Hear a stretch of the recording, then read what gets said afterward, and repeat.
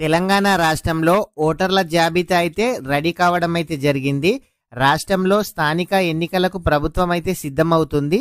రాష్ట్ర ఎన్నికల సంఘం ఎంపీటీసీ మరియు పంచాయతీ సర్పంచ్ ఎన్నికలకు సంబంధించి ఫైనల్ లిస్ట్ అయితే ఇప్పటికే ప్రకటించడం అయితే జరిగింది.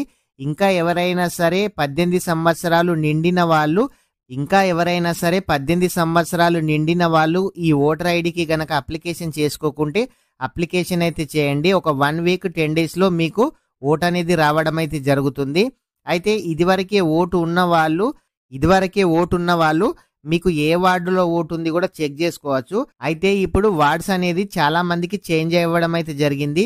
ఇదివరకు 1వ వార్డులో 2వ వార్డులో ఉన్న వాళ్ళు ఇప్పుడు 3వ వార్డు 4వ వార్డుకు ఈ విధంగా చేంజ్ కావడం కూడా జరిగింది.